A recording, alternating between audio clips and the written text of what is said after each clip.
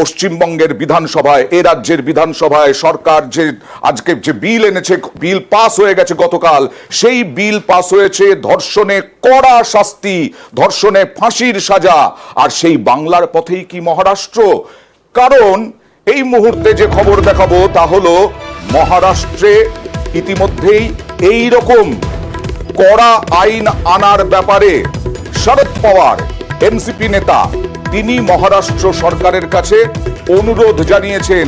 ধর্ষণে ফাঁসি বিধানসভায় অপরাজিতা বিল, সেই বিল পাস হয়ে গেছে, সেই বিল রাজ্যপালের কাছে যাবে, সই করলে তারপরে রাষ্ট্রপতির কাছে, তারপরে কড়া আইন হওয়ার কথা। এই মুহূর্তে সরাসরি চলে যাব প্রতিনিধি আবিরের কাছে। আবির, কি বলেছেন এনসিপি নেতা শরদ পাওয়ার মহারাষ্ট্র সরকারের কাছে?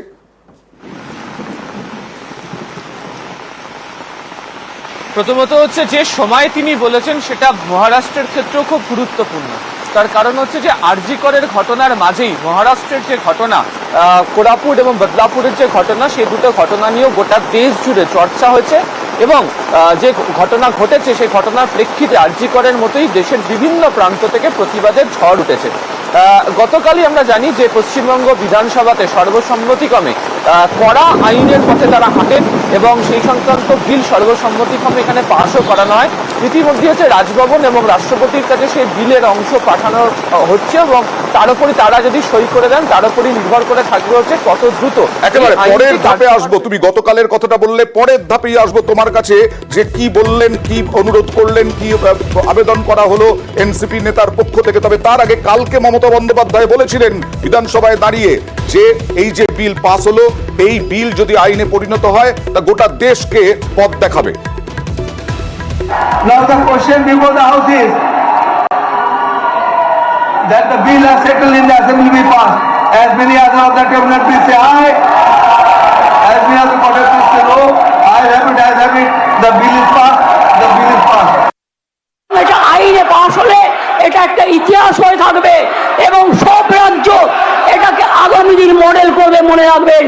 আর প্রধানমন্ত্রী করতে পারেনি বলে আমরা করেছি। সব রাজ্য এটাতে এই পথে হাঁটবে বলে দাবি মমতা বন্দ্যোপাধ্যায়ের। আবির, যেটা বলছিলাম, শরদ পাওয়ার কি আবেদন করলেন? একেবারে তাই। ফলে বাংলা এই যে সংশোধনী বিল যেটি বিধানসভাতে পাশ করিয়েছে, সেখানে যে ধারা এবং সংশোধন করে যে বিষয়গুলোর কথা উল্লেখ করেছে, সেই একই পথে যাতে মহারাষ্ট্র সরকারও যাতে হাঁটে, মহারাষ্ট্র সরকারের তরফ থেকেও যাতে রাজ্য বিধানসভাতে অধিবেশনে দ্রুতই বিষয়টিকে বিল আনা হয় এবং আইন করার ক্ষেত্রে যাতে কার্যকরী ভূমিকা গ্রহণ করেন, সেই আবেদন শরদ পাওয়ারের তরফ থেকে করা হয়েছে।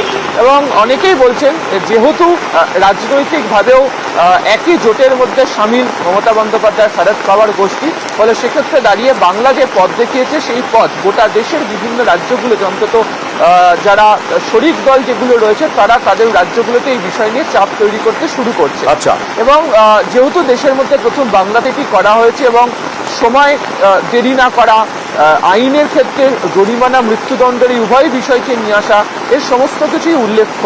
ফলে দেশের ক্ষেত্রে এটি কার্যকরী নিতে পারে এবং ধর্ষণের মতো একটি বিষয় যেটাকে সামাজিক এটা অবক্ষয় বলে প্রত্যেকে কথা বলছেন, সেখানে দাঁড়িয়ে এই বিল পাশ করানো বা বিল আনাটা উল্লেখযোগ্য পদক্ষেপ হবে বলে মনে করছে মহারাষ্ট্র। সেই আবেদন শরদ পাওয়ারের তরফ থেকে করা হয়েছে। আর তৃণমূল দাবি করছে যে এতেই বোঝা যাচ্ছে, শরদ পাওয়ারের আবেদনের পরিপ্রেক্ষিতেই বোঝা যাচ্ছে যে বাংলায় পথ দেখাচ্ছে।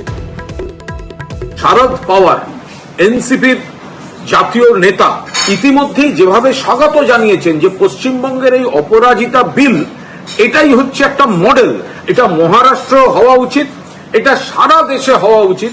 মমতা বন্দ্যোপাধ্যায়ের নজির স্থাপন করেছেন। কেন্দ্রীয় সরকারও মমতা বন্দ্যোপাধ্যায়কে অনুকরণ এবং অনুসরণ এবং অনুপ্রাণিত হয়ে অপরাজিতা মডেলের বিল দেশে আনুক।